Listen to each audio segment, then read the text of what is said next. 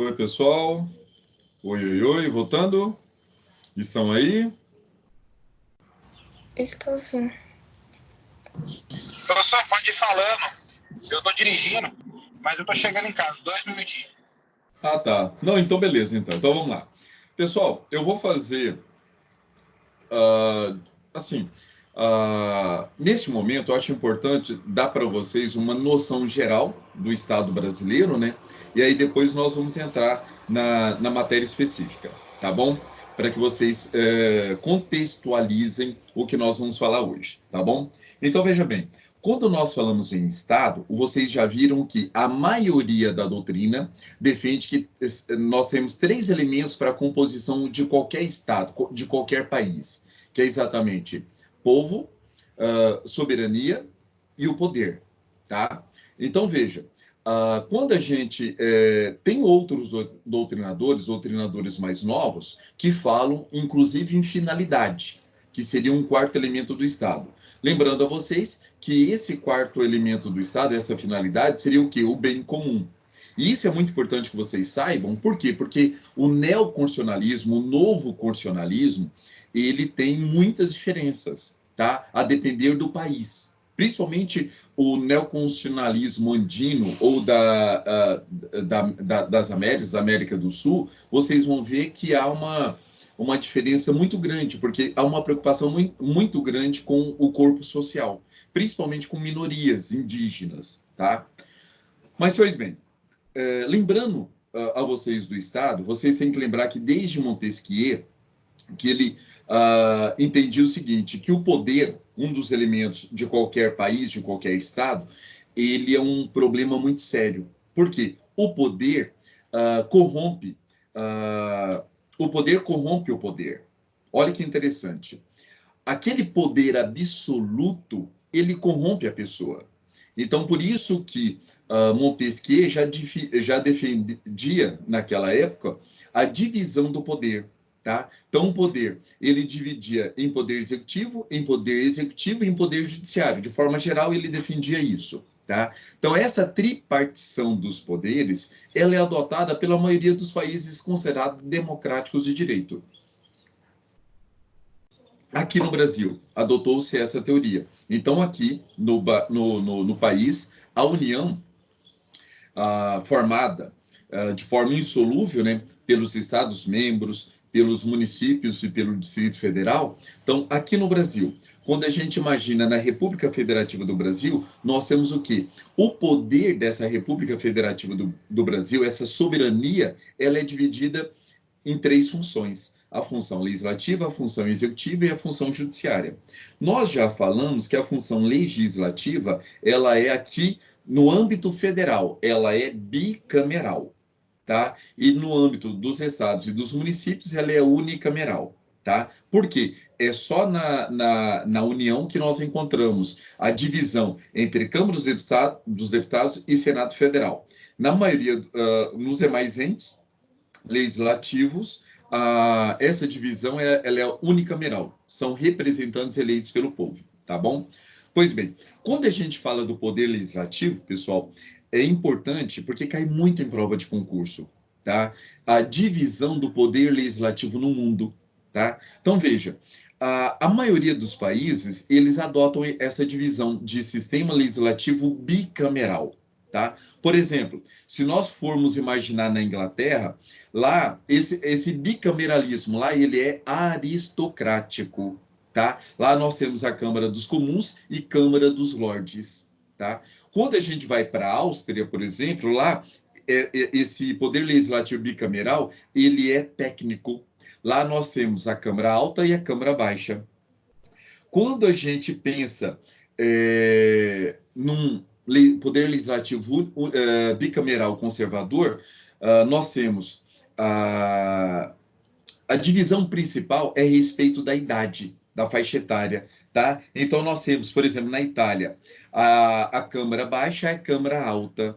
Lembrando a vocês que ali é feito a diferenciação em cima da idade. Então, na Câmara Alta vai ter as pessoas um mínimo de idade, ou seja, são pessoas mais experimentadas, mais experientes, em que só podem ser só podem ir para a Câmara Alta se tiver uma idade mínima, tá? E aqui no Brasil, não. Aqui nós temos um sistema bicameral federal, tá? Que é exatamente composto por representantes do povo e representantes do Estado, tá? Então, por isso nós temos a Câmara dos Deputados, representantes do povo. E essa divisão na Câmara dos Deputados. A quantidade de deputados é proporcional à quantidade de população pertencente a cada estado, tá? Então, ela não é isonômica. E nós temos ali os representantes do estado, esse sim, é isonômico, não importa a quantidade de pessoas, de população daquele estado. Nós temos 3 por cada estado, tá bom? Lembrando aí também o Distrito Federal.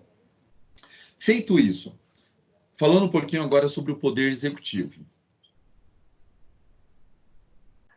Pessoal, o Poder Executivo, a função principal do Poder Executivo é a administração dos bens do Estado, tá? Essa é a função principal do Poder Executivo. Nós temos no mundo 3 tipos de Poder Executivo. Nós temos o monocrático, nós temos o dualista e nós temos o colegiado, tá? Então, o monocrático, nós temos a figura de uma única pessoa, que é o presidente da República, é exatamente esse adotado por nós. Tá? Mas nós temos também o dualista. Tá? Nos sistemas parlamentaristas, existe muito isso. O chefe de Estado e o chefe de governo. Tá? Então, o chefe de Estado, por exemplo, na Inglaterra, nós podemos colocar a Inglaterra, nós temos o chefe de Estado e o chefe de governo. O chefe de governo é o primeiro-ministro. O chefe de Estado, com poderes limitados. Na Inglaterra, por exemplo, é a Rainha Elizabeth. Tá? Então, veja, é um sistema do Poder Executivo dualista, em que você tem 2 chefes de Estado e de governo. No Brasil, o chefe de Estado e de governo é numa só pessoa, na pessoa do presidente da República.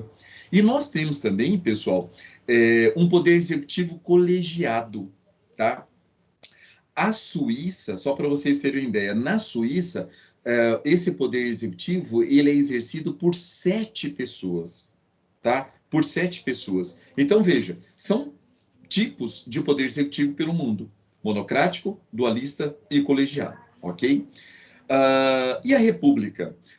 Nós sabemos que a república ela pode ser tanto presidencialista como parlamentarista, tá? Então, no nosso sistema, nós adotamos o sistema presidencialista, monocrático, tá?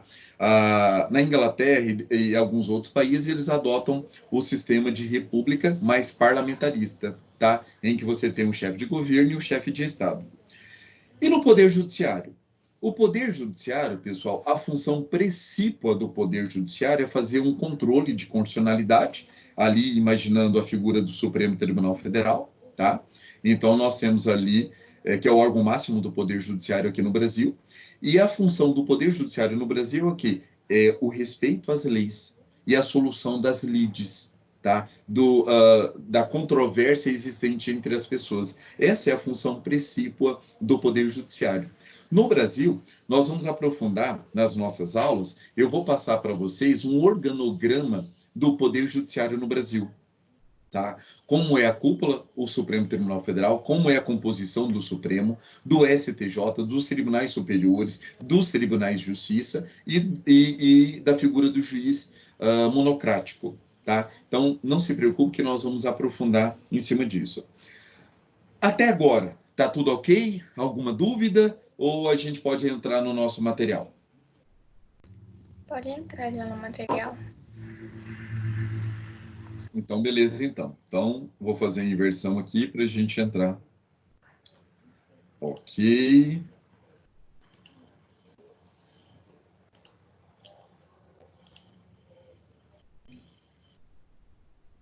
Aqui. Pessoal, olha só. Elementos do sistema normativo constitucional, tá? Esse material que eu passei, eu não vou lê-lo, tá? Porque eu já passei a vocês, eu simplesmente vou fazer um resumo do que é mais importante, que é cobrado em prova de concurso, tá?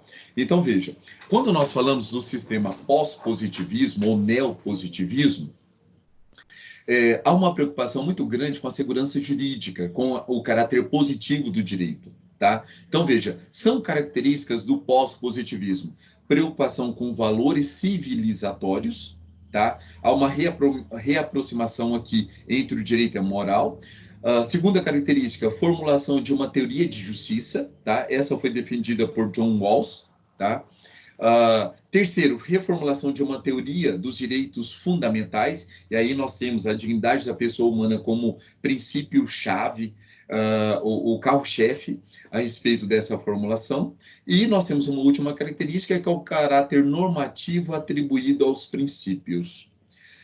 Pessoal, Roberto Alexis e Donald Dworkin, eles fazem uma divisão a respeito do que vem a ser princípios e fazem uma teoria enorme sobre o que vem a ser princípios. E aí nós já começamos a entrar numa celeuma e numa diferença entre princípios e normas, tá? Então, veja, tanto é que o item aqui que eu passei para vocês, dessa distinção entre princípios e regras, ou entre princípios e normas. Então, veja bem, nós temos aqui um critério de abstratividade ou generalidade, um critério de dimensão, tá? Fazendo dessas duas distinções. O importante é que você lembre o seguinte: o que são princípios? Princípios são axiomas jurídicos, são... se nós formos analisar a evolução do direito, é aquilo em que as sociedades, elas tiveram uma maturidade para e colocaram alguns dogmas que devem ser seguidos. Isso são princípios, tá? Então, por exemplo, o princípio da dignidade da pessoa humana. Esse é um princípio norte de toda e qualquer Constituição, tá? Então, se vocês forem imaginar, ele norteia toda a nossa Constituição. Não só a Constituição, como todos os demais ramos do direito. Principalmente o direito penal, ele, na aplicação da pena, ele tem que se ater a esse princípio da dignidade da pessoa humana, tá? E aí nós começamos a fazer a diferença a respeito das normas, das regras jurídicas. O que são normas? O que são regras jurídicas? É a lei. É aquilo que é positivado pelo ordenamento interno de um determinado Estado, tá? Então, por exemplo, só para vocês terem uma ideia, a Lei 8.072/90, ela criou o que nós chamamos de crimes hediondos, tá? No seu artigo 1º. Quando essa lei foi criada em 1990, na época, eles falaram o seguinte, que toda pessoa que cometeu um crime hediondo, não haveria possibilidade de haver a progressão da pena, tá? Ou seja, se a pessoa cometesse um crime hediondo, exemplo, o homicídio. O homicídio simples, no artigo 121 do Código Penal, está lá escrito que a pena mínima é 6 e o máximo é 20 anos. Quando nós falamos em homicídio qualificado, a pena, o mínimo, que é 6, passa para 12. E o máximo, que era 20, passou para 30. Então, imagine uma pessoa que recebesse a pena mínima num crime hediondo, num homicídio qualificado. A pena mínima é 12 anos. Olha a diferença. Quando o crime ele é comum, eu tenho progressão da pena. Ou seja, a pessoa vai ficar um tempo no regime fechado, mas ele cumpriu aquele tempo, ele progride, passa do regime fechado para o semiaberto para o aberto. Quando é crime hediondo, de acordo com a lei no ano de 1990, a pessoa que cometesse um crime hediondo e o homicídio qualificado era considerado hediondo, ele teria que cumprir a pena no regime integralmente fechado. Ou seja, se ele pegou 12 anos de cadeia, ele ficaria 12 anos no regime fechado, tá? E olha que interessante, isso é regra, isso é norma positivada, escrita. Então, veja, naquela época, durante os primeiros 5 anos dessa lei, os primeiros 5 anos não, nós podemos colocar aí os primeiros quase 15 anos, o Supremo Tribunal Federal foi instado a manifestar e ele sempre falou que era constitucional essa regra, tá? Aí no ano de 2005 para 2006, o Supremo, mudando a sua composição, ele muda de entendimento. É o que nós chamamos em direito constitucional de mutação constitucional. O que é mutação constitucional? É quando o Supremo Tribunal Federal, que é o guardião da Constituição, ele muda seu entendimento. E foi o que aconteceu. E com base no princípio da dignidade da pessoa humana, o Supremo entende que o regime integralmente fechado, ele é inconstitucional.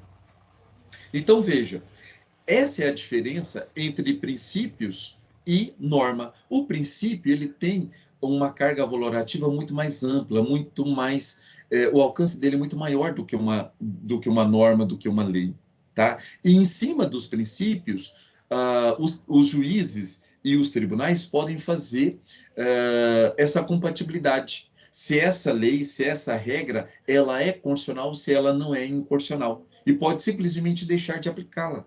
Tá? Então, veja que é importante nós fazermos essa distinção entre princípio e norma. O princípio ele tem uma carga valorativa muito maior, tá bom? Pois bem, vamos lá. Aqui eu coloco para vocês a aplicação dos princípios e regras. Então, veja, quando nós, Ronald Dworkin já falava que quando nós falamos a respeito de regras, é uma aplicação lógica do tudo ou nada, tá? Então, por exemplo, se você imagina ali no homicídio, o artigo 121, matar alguém, ou a pessoa matou ou não matou, ou você aplica a regra do artigo 121 ou não aplica, tá? Agora, quando a gente vai para os princípios, aí a lógica é diferente, não é a lógica do tudo ou nada, é a lógica do mais ou menos, tá? Então, veja, quando a gente fala sobre princípios, essa otimização é muito maior. Você vai ter que analisar, você vai ter que sopesar em cada caso concreto.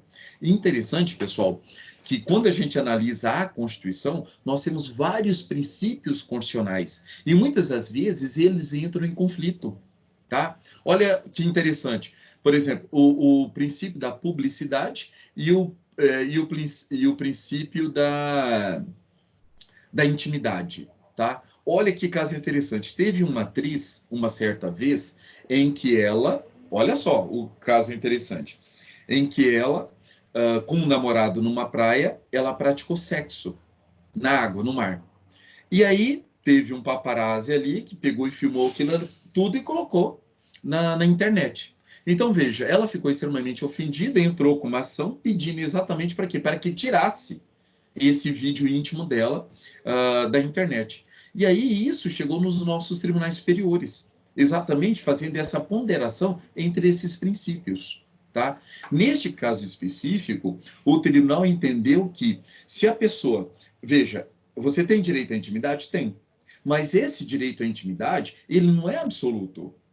Ele é limitado. Então, por exemplo, se eu, ainda mais nessa época de quarentena, eu vejo alguém dentro de uma casa fazendo sexo e eu consigo captar, então veja, neste caso, e se eu coloco essa filmagem na internet, veja que essa filmagem é ilícita, tá? Porque invadiu a privacidade das pessoas. As pessoas estão nas suas casas. Tá? Diferentemente do caso dessa atriz, essa modelo, porque ela estava num local público. E o local público é um local para fazer sexo? Não. Então, nesse caso, eles não deram um ganho de causa para essa atriz e os vídeos ficaram. Tanto é que até hoje, acredito eu que tenha. Tá? Então, tome cuidado com Na isso. verdade, Pode falar. na verdade, pode ter outro crime em cima disso aí, né? Fazer sexo na rua, em área pública, não? Na verdade, se você for analisar, dependendo do jeito que é feito, inclusive é crime. Nós temos aí o crime do ato obsceno do artigo 233 do Código Penal. Tá? Então, assim, dependendo do jeito que é feito, é considerado, sim, um ato obsceno. No caso dessa atriz, nós não podemos falar que é um ato obsceno, propriamente dito, porque foi dentro da água, não tinha visibilidade, assim, a pessoa tinha que ficar muito atento para imaginar que a pessoa realmente estaria ali fazendo sexo, diferente de uma pessoa dentro de um carro, numa via pública, ou até mesmo numa praça, como aconteceu em alguns países da Europa, em que a pessoa lá numa praça pública praticou sexo. Então, aí, tranquilo a gente falar no crime do artigo 233. Mas o que eu quero mostrar para vocês é essa diferença. Como é a aplicação do princípio, como é a aplicação da regra. Tá bom? Tranquilos? Pessoal, olha só. Comecei a falar para vocês aqui a respeito desse conflito, né? Entre princípios e entre princípio e regra. Pessoal, quando nós temos um conflito entre princípio e uma regra, tende o princípio a prevalecer. tá? Por causa dessa carga valorativa do princípio. Agora, quando nós temos um conflito entre princípio e princípio, aí é sopesamento. Então, num determinado caso, um determinado princípio vai sobressair em relação ao outro. E, num caso diferente, aplicando os dois princípios, talvez muda-se a figura, tá? Por quê? Porque nenhum princípio é superior ao outro, tá? Então, isso vai ser analisado em cada caso. Agora, quando nós falamos no campo de validade das normas, e aí eu já vou falar para vocês, tanto no direito penal, e aí nós vamos já entrar também no direito, tanto no direito constitucional como no direito penal, como faz essa divisão, essa distinção sobre essas antinomias. É quando aparentemente mais de uma lei pode ser aplicada. Então vejam, nós temos três critérios, tá? Nós temos o critério hierárquico, nós temos o critério cronológico e nós temos o critério da especialidade, como uma primeira forma de resolver esse conflito de antinomias da lei, tá? Então imagine vocês o seguinte, quando a gente fala do critério hierárquico, então, uma norma superior prevalece sobre a norma inferior. Já falei a vocês que não existe hierarquia entre a norma estadual e a norma municipal, entre uma lei estadual e uma lei municipal. Por quê? Ali, a divisão de competências, ela é horizontal, cada um tem a sua competência, e quando há invasão, aí é critério de suspensão, não de invalidade, tá? Mas quando a gente imagina, por exemplo, uma matéria de cunho constitucional. E aí vem o legislador ordinário e fabrica uma lei que fere a Constituição. Aí, nesse caso, é tranquilo nós adotarmos o critério hierárquico, tá? Porque a Constituição está acima de todas as leis, tá? Tanto é que depois nós vamos ver a pirâmide de Kelsen para vocês analisarem exatamente essa hierarquia, como funciona, tá? Mas quando a gente coloca a Constituição Federal em uma lei infraconstitucional, aí é tranquilo. A Constituição deve prevalecer, tá? Outro critério para resolver essa antinomia é o critério cronológico ou o critério temporal, tá? Então, veja, só que aí nós temos o quê? Leis da mesma hierarquia.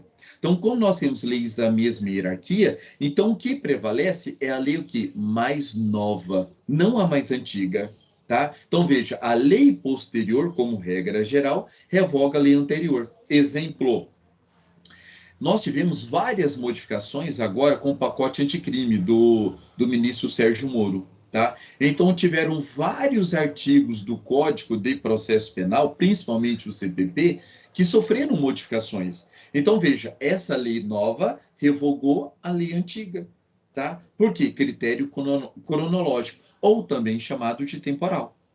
E nós temos, por último, o critério da especialidade, tá? Ou seja, uma norma especial, ela prevalece sobre a norma geral. Exemplo, imagine vocês o seguinte, contrabando e descaminho, tá? No Código Penal, nós temos o crime de contrabando. O que é o crime de contrabando? É quando eu trago mercadoria fora do Brasil para dentro do nosso país, e aqui é proibida a venda dessa mercadoria, tá? Então, veja, se eu pego anabolizantes, e isso não é regulamentado pela Anvisa e etc., eu compro esse anabolizante e trago para o Brasil, e isso é considerado contrabando, tá bom? Beleza. Se eu pego substância entorpecente, pego uma cocaína, pego uma maconha, trago de fora do país, trago do Paraguai, da Bolívia, etc., da Colômbia, e trago para o país. Isso é contrabando? É contrabando. Por quê? É uma mercadoria proibida, eu não posso vender aqui no Brasil. Mas veja, eu tenho uma lei especial que regulamenta o quê? Essa substância entorpecente, que é exatamente a lei de drogas, a lei 11.343 do ano de 2006. Tá? Então, veja, essa norma especial da lei de drogas, ela vai o quê? Ela vai prevalecer em cima do artigo 333 do Código Penal. Tá? Então, quando eu falar sobre substância entorpecente, eu não vou aplicar o Código Penal. Eu vou aplicar a lei 11.343. Por quê? Ela é uma norma especial. Certinho? Tranquilos? Até aqui tá tranquilo? Tá, até aqui tá, por enquanto. Então, beleza.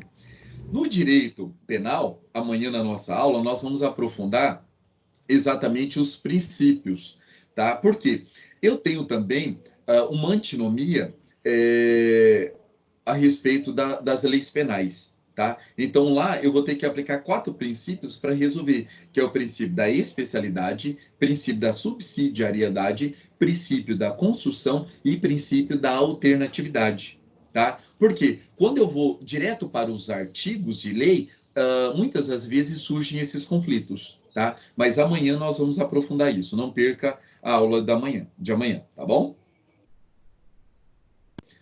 Então, aqui eu já falei sobre os princípios, ok, tabela de ponderação. Ok, ok. Aqui. Pessoal, é muito importante também que a gente converse sobre o neoconstitucionalismo, tá? O novo constitucionalismo. Porque isso está caindo muito em prova de concurso, tá? Inclusive da prova da OAB. Então é importante que vocês saibam que vinha ser esse neoconstitucionalismo, tá? Então veja, a partir do século XXI, surge uma nova perspectiva em relação ao constitucionalismo, tá? Exatamente, ele recebe alguns nomes: neoconstitucionalismo, constitucionalismo pós-moderno ou pós-positivismo, tá? Por quê? Um constitucionalismo antigo, ele só se preocupava em limitar a ação do Estado, que surgiu exatamente com Montesquieu. Então veja, antigamente nós tínhamos ali a figura do rei, ele era absolutista, ele estava acima da lei, o rei não errava. O rei não errava. Então o que o rei fizesse, não tinha ninguém acima do rei, tá? Então veja, e aí quando chega com Montesquieu, fala exatamente dessa divisão de poderes, e aí surge o constitucionalismo, exatamente o que? Limitando, freando a atuação do Estado, tá bom? Pois bem, tanto é que aqui eu trouxe para vocês algumas características desse neoconstitucionalismo, que são positivação e concretização de um catálogo de direitos fundamentais, onipresença dos princípios e das regras, inovações hermenêuticas, densificação da força normativa do Estado e desenvolvimento da justiça distributiva. Então veja que esse novo constitucionalismo ele não está só preocupado em limitar a atuação do Estado, ele está preocupado em garantir direitos sociais, tá? Na estruturação do Estado, nos direitos e garantias fundamentais. Então, veja, começa a surgir uma nova ideia sobre constitucionalismo. Aqui, pessoal, nesse quadro aqui mnemônico, eu trouxe para vocês fazendo uma diferenciação do constitucionalismo moderno para o neoconstitucionalismo, tá? Então, veja, no constitucionalismo moderno eu tenho o quê? A hierarquia entre as normas e eu tenho a limitação do poder. No neoconstitucionalismo, eu tenho a hierarquia entre as normas, não apenas de forma formal, mas também axiológica, valorativa. Nós temos também aqui a concretização dos direitos fundamentais. Tá? É importante que vocês estudem essas diferenciações, porque cai em prova. Então, quando cai numa prova objetiva, você tem que saber exatamente a diferença do constitucionalismo moderno e do neoconstitucionalismo. Tá bom? Deixa eu mostrar aqui. Tá. Aqui eu coloco para vocês os marcos fundamentais para se chegar a um novo direito constitucional, que é o famoso neoconstitucionalismo. Quais são esses marcos fundamentais? Nós temos aqui 3 marcos fundamentais. Nós temos marco fundamental histórico, o filosófico e o marco teórico. Aqui eu trouxe esse quadro mnemônico que mostra exatamente isso, tá? Então, o histórico, Estado Constitucional de Direito, pós a Segunda Guerra Mundial, né, que é uma redemocratização no mundo, tá? O marco filosófico, pós-positivismo, direitos fundamentais, baseado no quê? No direito e ética. Então, o direito se aproxima da ética, o direito se aproxima da moral. E qual é o marco teórico? Força normativa, supremacia da Constituição, constitucionalismo ou constitucionalização dos direitos fundamentais, que isso é muito importante, isso é um marco do neoconstitucionalismo, e uma nova dogmática de interpretação constitucional. Pessoal, tirando a aula da semana que vem, na próxima aula nós vamos falar sobre hermenêutica constitucional.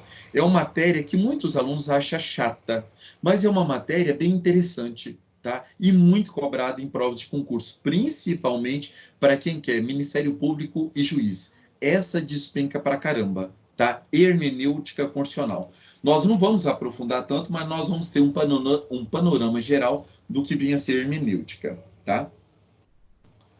Então, ok.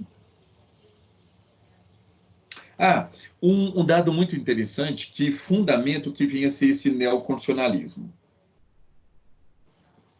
Quais são as consequências desse neoconstitucionalismo? Supremacia da Constituição, tá? Então, hoje, os estados que adotam, os estados democráticos de direito, que têm uma Constituição principalmente igual à nossa, nós temos o que? A supremacia da Constituição a respeito das demais leis. A presunção de constitucionalidade das normas e dos atos do poder público, tá? Também isso é uma característica. Interpretação conforme a Constituição, princípios ali da unidade, da razoabilidade e da efetividade, que nós vamos aprofundar também. Pessoal, agora, olha que interessante, o que tem de mais novo, além do neoconstitucionalismo, é o novo constitucionalismo democrático, também chamado de que latino-americano, andino ou indígena, que é um constitucionalismo pluralista, tá? E nós temos, inclusive, o Estado plurinacional e intercultural.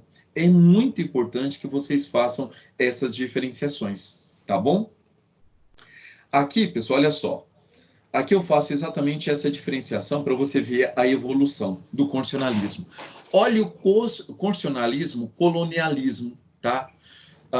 Vigorava a ideologia da inferioridade natural dos índios e um modelo de subordinação. Então, esse é um primeiro modelo de direito constitucional. Então, ele vem e fala assim, não, índios, eles não têm uma evolução cultural e simplesmente coloca a lei do homem branco, tá? Esse é classificado como constitucionalismo colonial, tá bom? Agora, nós temos um constitucionalismo liberal do século XIX, tá? Nesse caso, a construção do Estado-nação se dá pelo monismo jurídico, ou seja, a existência de um único sistema jurídico dentro do Estado, sobressaindo-se um regramento geral para todos. Então, veja, esse constitucionalismo liberal, ele simplesmente vem e coloca o quê? Regras gerais para todas as pessoas, tá? Nesse caso, ele não se preocupa com... não há uma ideia, ou melhor, há uma ideia de pluralismo jurídico, tá? Geopolítico. Eles entendem todas as pessoas como iguais, não há uma diferenciação, tá? Logo em seguida, nós temos o quê? O constitucionalismo social integracionista. Veja que ele já é próprio do século XX.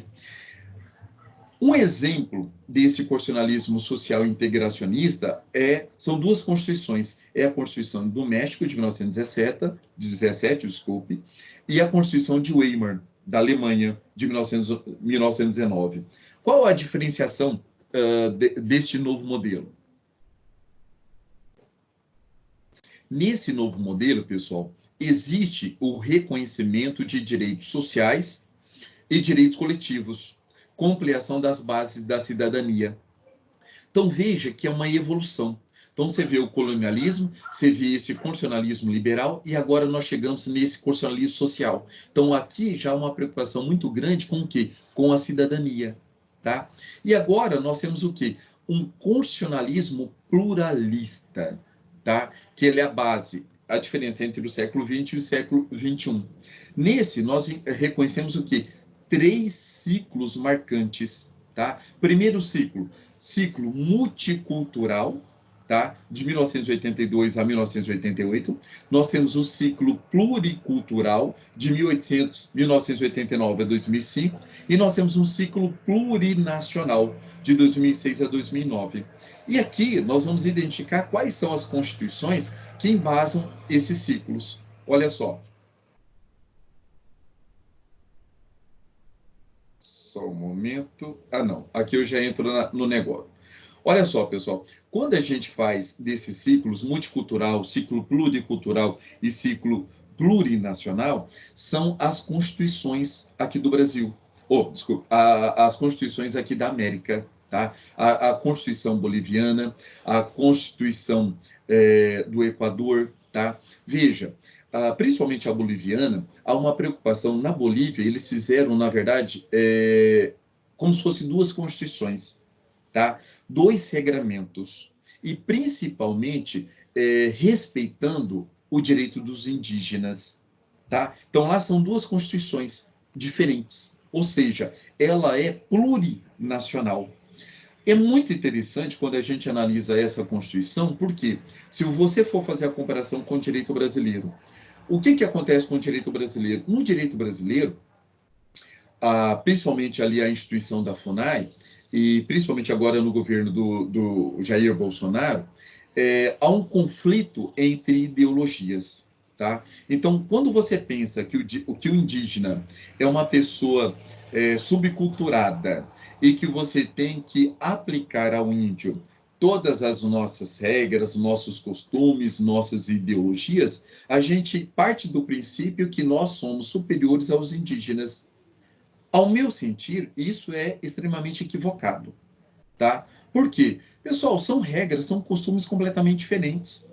E eu acho que é muito importante que nós respeitemos isso, tá? Isso é uma forma é um ciclo pluricultural. Você respeitar as culturas, tá? Agora, no caso da Bolívia foi até diferente. Eles constitucionalizaram essas diferenças culturais. Então, tanto é que tem constituições próprias, tá? Diferentes.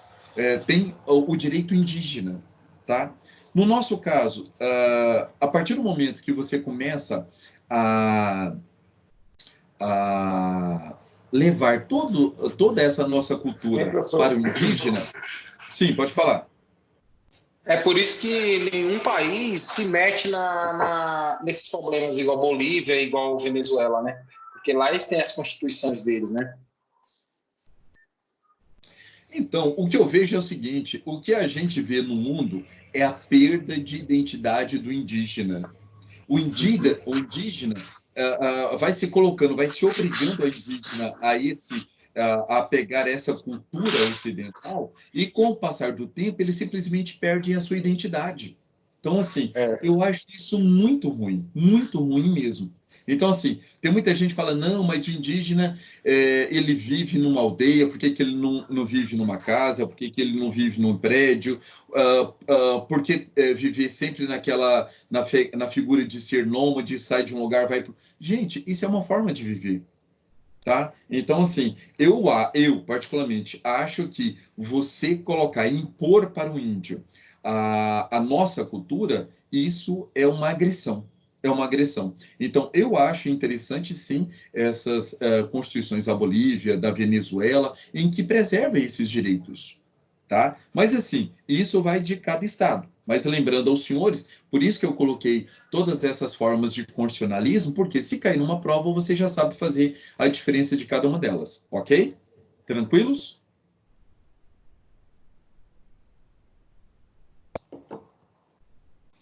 Pessoal, antes de adentrar aqui no constitucionalismo e soberania popular, deixa eu voltar aqui para esse outro material, tá? Para a gente falar sobre a Constituição, para depois a gente chegar lá, tá bom? Então, veja, Constituição. Cai muito em prova falar sobre as acepções da Constituição. Tá? Então, veja, o que são concepções da Constituição? São as várias formas de entender o direito constitucional. Tá? Eu tenho três principais. Tá? Eu coloquei aqui as duas primeiras, mas na verdade nós temos até uma terceira possibilidade de entender de entender a Constituição. Então, veja, primeira, nós temos uma concepção sociológica, nós temos uma concepção política e nós temos uma concepção jurídica, tá? Deixa eu só ver. Ah, tá certo. Então vamos lá. Primeiro, concepção sociológica. Pessoal, quando a gente fala nessa concepção sociológica, e já caiu demais em prova, inclusive prova oral, para que o aluno discorresse sobre a concepção sociológica, quando você fala de concepção sociológica, você tem que lembrar da pessoa Ferdinand de La Salle. tá? O que Ferdinand de La Salle ele defendeu? Ele defendia que existia duas formas de Constituição. Uma Constituição real ou efetiva e uma Constituição escrita ou jurídica. Tá? Para ele, para Ferdinand de La Salle, olhando a sociedade, ele entendia que a verdadeira Constituição era aquela em que existia fatores reais de poder. Ou seja, quem mandava na Constituição eram as pessoas que dominavam, quem detinham o poder. Então, se você for imaginar aqui no Brasil, quais são esses fatores reais de poder da nossa sociedade? Nós temos a mídia como um fator real de poder, a mídia influencia pra caramba. Nós temos as empresas, nós temos a Fiesp, nós temos a OAB, que também nós podemos colocar como fatores reais de poder, ou seja, são esses segmentos da sociedade de representatividade federal. Tá? Em que, se você for analisar, tem uma força muito, muito grande. Por exemplo, no Brasil, alguém discute o poder dos bancos? Gente, o poder dos bancos é incrível. Tá? Tanto é que, se você for analisar, no Brasil, nós tivemos presidentes de esquerdas, que foi o PT quando assumiu o poder, e antes do PT assumir o poder, eles falavam horrores sobre como era a forma de colocar ali o ministro da Fazenda, o presidente do Banco Central e etc. Quando você vê o PT assumindo o poder, você vê que não mudou. Não mudou. Por que não mudou? Fatores reais de poder de Ferdinand de La Salle. É muito forte. Tanto é que você vê tanto o presidente a Dilma como o presidente Lula, eles colocaram pessoas que a economia, os banqueiros queriam. Não foi um idealista esquerdista que eles colocaram na chefia do Banco Central. Tá? Então, assim, é o que Ferdinand de La Salle já defendia. Constituição real ou efetiva. Fatores reais do poder. Tá? Constituição escrita ou jurídica. Para Ferdinand de La Salle, ele considera simplesmente uma folha de papel. Não tem significado. O que manda são esses fatores reais de poder. Tá? Então, lembre, toda vez que tiver essas características numa prova objetiva, você vai saber que isso é concepção sociológica. Concepção sociológica, Ferdinand de La Salle. Ok? Concepção política. Aqui o maior expoente é Carl Schmitt. Tá? Então, veja, o que Carl Schmitt ele defendia? Ele defendia o quê? Que a Constituição pressupõe as decisões políticas fundamentais, ou seja, direitos e garantias fundamentais, a estrutura do Estado, a organização dos poderes. Tá? Isso é uma concepção política, Carl Schmitt. Ok? Concepção jurídica. Aqui nós temos o maior expoente Hans Kelsen. Ao lado dele, Konrad Hess. Tá? Veja que ambos falavam o quê? Da força normativa da Constituição. Tá? Força normativa da Constituição. O puro dever ser. Então, vê que para Kelsen, o que é o importante é a Constituição, é a lei escrita, o que você está lá. Porque todo comando normativo inferior será feito em cima dessa Constituição. Então, ele dava um poder muito grande a essa força normativa da Constituição. Tá? Então, isso é Hans Kelsen e Konrad Hess. Tá? Força normativa da Constituição. Tanto é que é com base em Kelsen que nós temos o quê? O escalonamento das normas, a verticalidade hierárquica das normas. Então, veja que não é horizontal, é vertical. É com base em Kelsen que nós temos a pirâmide de hierarquia das leis. Tá bom? Olha só aqui a pirâmide dele. Então, para Kelsen, ele defendia que no topo da pirâmide, ou seja, manda em tudo, é a Constituição Federal, tá? É a lei das leis, é a Constituição Federal. Abaixo, nós temos o quê? A emenda constitucional, os tratados internacionais de direitos humanos, tá? Interessante, pessoal, que o artigo 5º, parágrafo 3º da Constituição, vamos até ele, é muito importante a gente fazer a leitura, tá? Só um momento, deixa eu fazer a inversão aqui da tela. Aqui. Já sei de onde o Bolsonaro tirou aquele negócio de isolamento vertical e horizontal. Já sei. Mais ou menos por aí, viu? Tá vendo? Estudando a gente aprende as coisas, viu aí? Pessoal, e a gente vai falar muito em horizontalidade e verticalidade. É só você lembrar o seguinte: você numa bela de uma praia, olhando o pôr do sol e olha para lá aquele pôr do sol lindo. Então esse pôr do sol, ele é horizontal, horizontalidade. Então nós vamos falar muito, estamos falando em quarentena, horizontal e vertical. Nós vamos falar muito em repartição de competências horizontal e vertical. Então, ou seja, horizontal, todo mundo está no mesmo plano, está igual. Vertical, está de cima para baixo. Tá? A ideia do Bolsonaro, pessoal, só fazendo um parêntese, não é de todo ruim. O problema é o jeito que ele colocou para a população. Então, assim, infelizmente, ele não sabe falar. Tá? Mas, assim, qual a ideia dele? Era proteger Concordo. o país para que não haja quebradeira. Infelizmente, pessoal, a gente não sabe quanto tempo vai durar essa quarentena, mas se ela durar mais que 2 meses, vai ser uma quebradeira geral. Infelizmente, vai ser uma quebradeira geral. Tá? Então, qual a ideia dele que ele não soube explicar? Era exatamente o que? Em vez de você ter uma quarentena horizontal, ou seja, todo mundo em quarentena, enclausurado em suas casas, era a quarentena vertical. O que é isso? É você escolher pessoas para ficar em quarentena.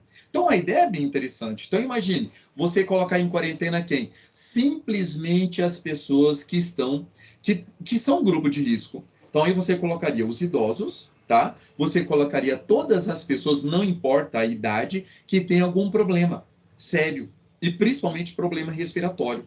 Então assim, no Brasil, nós temos mais de 211 milhões de habitantes.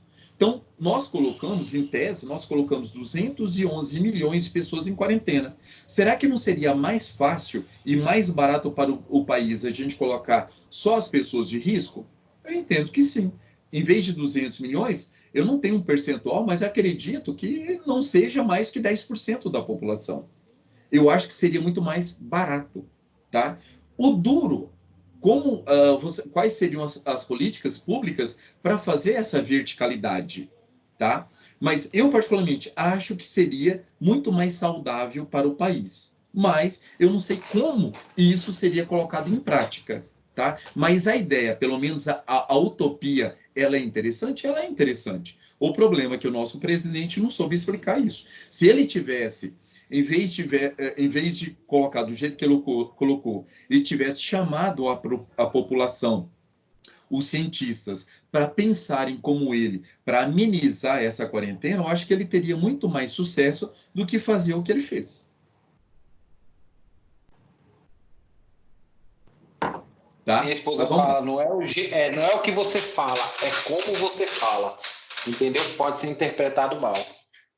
Exatamente. Tanto é que eu brinco em sala de aula o poder das palavras, tá? Por exemplo, é muito fácil você chegar para uma pessoa e falar, ó, eu te amo. Hoje tá tão comum isso, você falar, eu te amo, você encontra a pessoa, teve 2 encontros, no terceiro você fala, eu te amo. Ou seja, não tem uma carga emocional forte. Perdeu sentido. Então hoje, para você falar para uma pessoa que eu te amo, é necessário que você ter todo o enredo, todo um contexto. Então, se você recita um poema, aí sim, veja que fica muito mais fácil para a pessoa entender que realmente existe amor do que simplesmente você colocar a palavra no vazio, tá? Mas voltando aqui para a nossa matéria.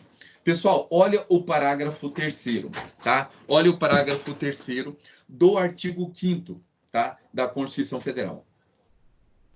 Os tratados, tá? Os tratados e convenções internacionais sobre os direitos humanos que forem aprovados em cada caso do Congresso Nacional em 2 turnos por 3/5 dos votos dos respectivos membros são equivalentes às emendas constitucionais, tá? O que isso quer dizer? Vamos voltar aqui para a pirâmide kelseniana.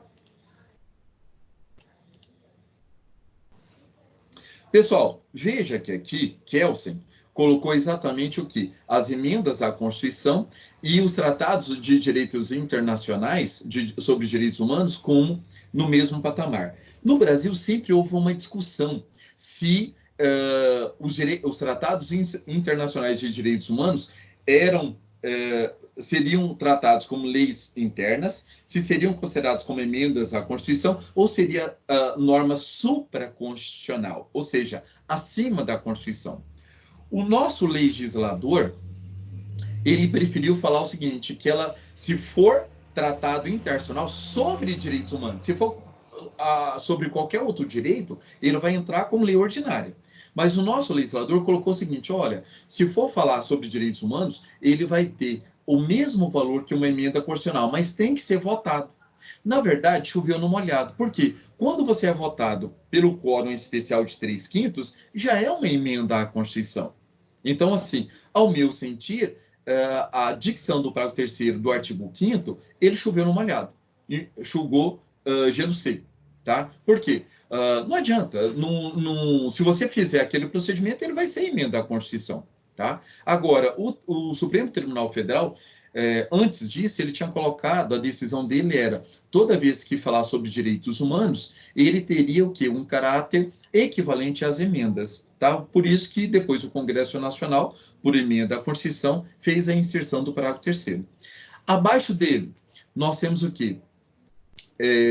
A lei ordinária, lei complementar, lei delegada, resoluções, decreto legislativos, tratados internacionais, medidas provisórias, tá?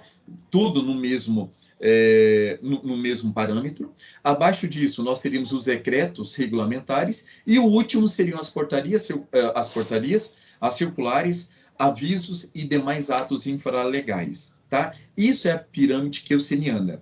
Lembrando a vocês que existe divergência. Tem gente que fala que lei complementar ela é superior à lei ordinária.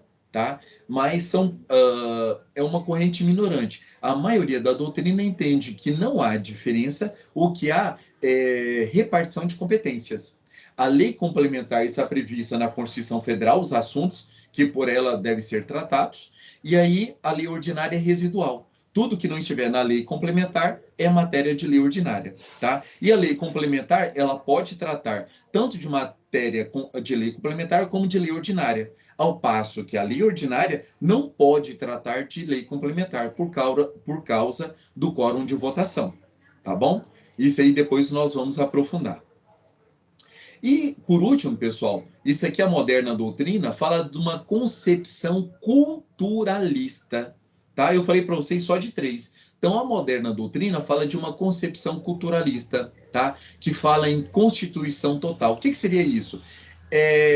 Essa concepção culturalista é a junção das outras 3. Tá? Ou seja, para a concepção culturalista, é a junção da sociológica, da jurídica e da política. Tá bom?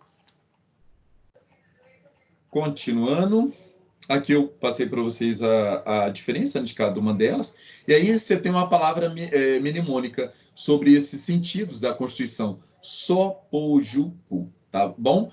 Sociológica, política, jurídica e culturalista. Aqui eu falo mais uma vez dos elementos do Estado, né? O poder soberano, o povo, tá? Que para alguns consideram até nação, mas tem muitos que fazem essa diferenciação, território, e para uma moderna doutrina fala também em finalidade, que é o bem comum que nós vimos aí, principalmente nessas constituições andinas, latino-americanas. Tá? Pessoal, aqui eu já começo a colocar para vocês o papel das constituições. Tá? Então vejam, a Constituição Lei, a Constituição como fundamento ou Constituição Total e a Constituição Moldura. Tá? Qual a diferença dessas 3? A Constituição Lei, o processo de mudança da Constituição é o mesmo de uma lei. Ou seja, ela não tem uma força maior. Ela é considerada como se fosse uma lei. Tá?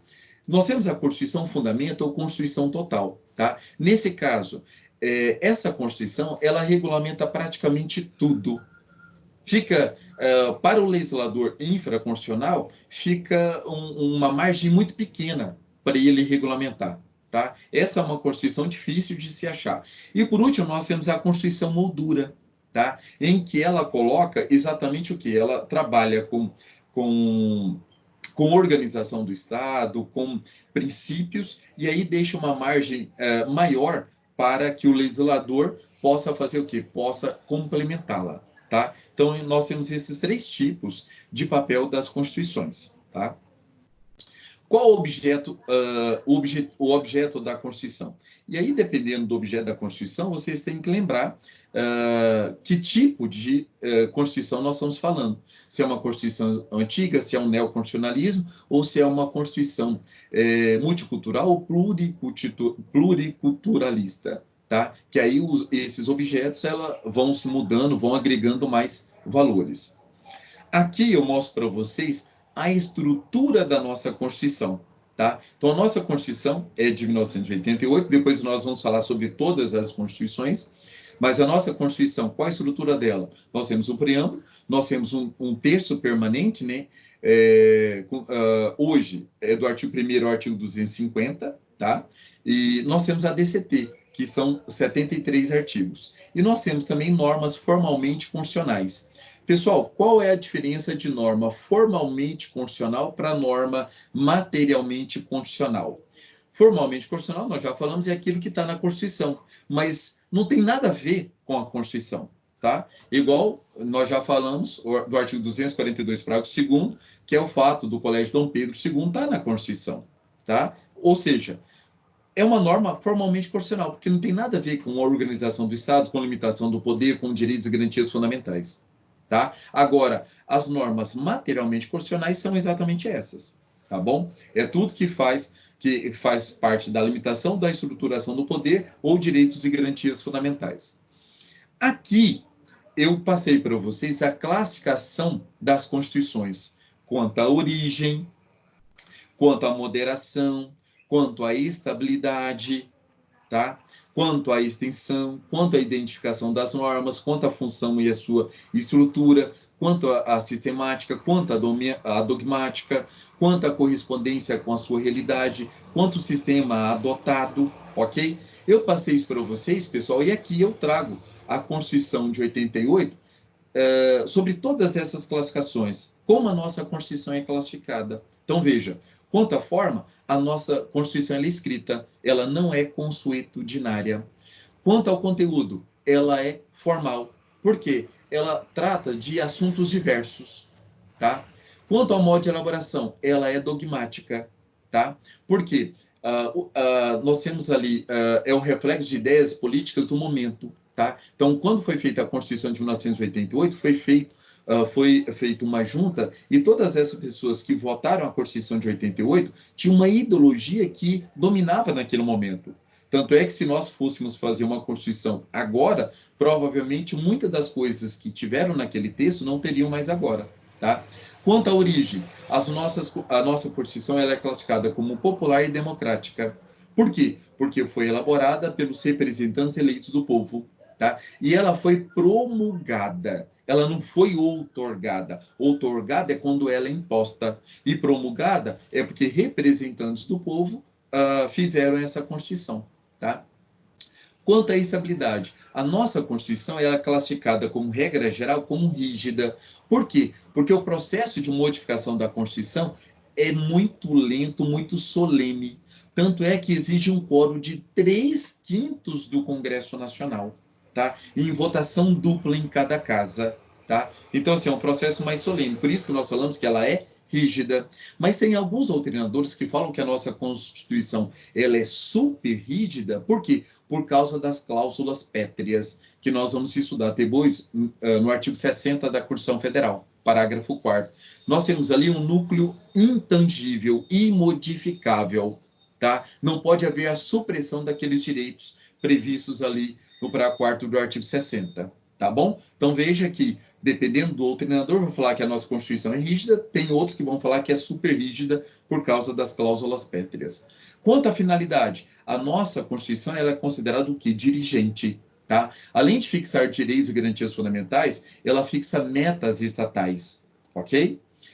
Quanto à extensão, a nossa Constituição ela é analítica, prolixa, tá? Ela é muito extensa. Ela é diferente dos Estados Unidos, que, salvo engano, nos Estados Unidos, a Constituição lá só tem 7 artigos.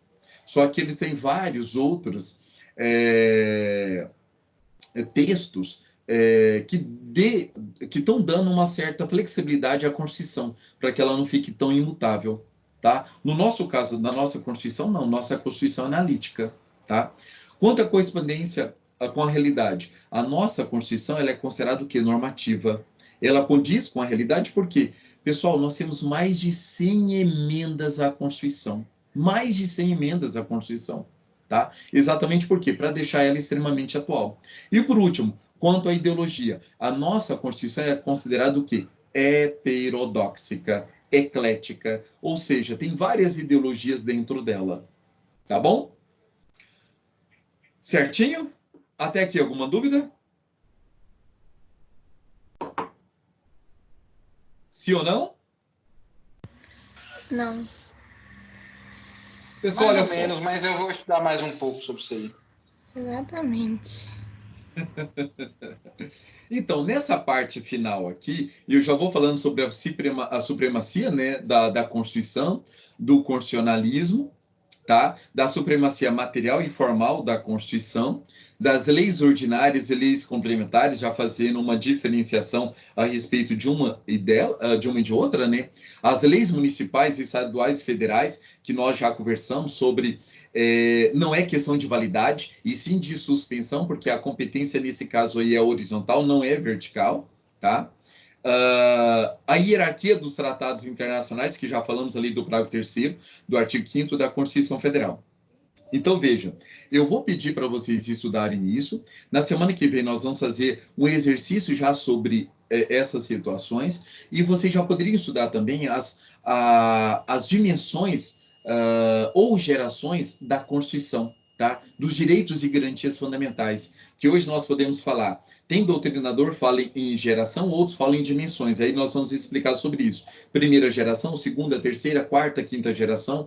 Nós vamos entrar exatamente na diferenciação de poder constituinte, o poder constituinte originário, derivado, o poder constituinte difuso, tá? Nós vamos aprofundar sobre isso. O que mais nós vamos falar?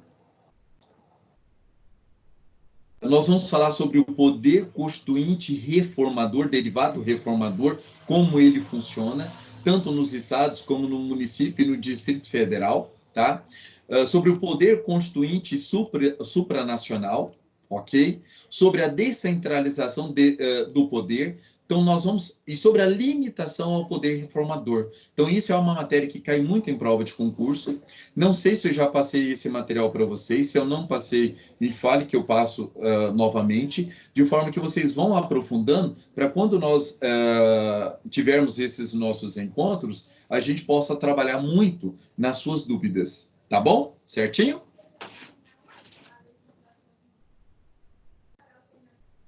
Certo? Boa na lagoa. Que ótimo, então. Alguma dúvida? Ou podemos encerrar o nosso encontro de hoje? Pode, que eu vou calejar meus dedos aqui agora. Assim, pessoal, eu sei que é muita coisa que eu estou passando para vocês, mas assim, não se assustem, vão fazendo de acordo com a possibilidade de vocês. Assim, vai ser muito natural que vocês vão estudar e vão surgir muitas dúvidas, mas esse é o processo de conhecimento, tá? Vocês estão no início aqui do direito, é importante que vocês, ainda mais nesse período de quarentena, em tese a gente tem um pouquinho de tempo a mais, porque o tempo que a gente perderia aí com o trânsito, a gente não está perdendo. Então, assim, vamos aproveitar esse tempo para a gente estudar um pouquinho mais profundo, que todo mundo só tem a ganhar, tá bom? Concordo. É minha dificuldade mais, professor, que tem muito tempo que eu não escrevo tanto, né? Mas hoje em dia eu digito, né? Faço as coisas digitando. Mas agora escrever tanto, igual eu escrevi agora esse trabalho último aí agora, rapaz. Então, é tudo, assim, é um começo. Mas os senhores estão começando de forma extremamente positiva. Então, o importante é isso. Por mais que agora você tenha uma mudança muito grande de paradigma, de cultura, de rotina, mas isso vai ser extremamente saudável depois no desenvolver do ano, ou melhor, do curso de Direito. Tá? E isso, no final, quando vocês chegarem no final do curso de Direito, vocês vão ver o tanto que vocês aprenderam e vocês já vão entrar no mercado de trabalho já à frente de muitas pessoas. que não fizeram isso que vocês estão fazendo agora, tá bom? Não, beleza, meu querido. Obrigado aí. Gente, ó, muito obrigado pela participação de vocês, tá bom? Qualquer dúvida, pode mandar a pergunta pelo WhatsApp, tá? E bom final de semana, bom estudo para vocês, bom feriado, boa Páscoa e fiquem em Amanhã não tem casa. aula, não? Ah, é, desculpa, tem aula amanhã. Então amanhã tem aula. Não, beleza, então. Falou, professor. Tchau, meninas. Pessoal, um Tchau. abraço, tchau, tchau. Até mais. Até. Tchau, tchau. Professor, uma dúvida. Pode falar.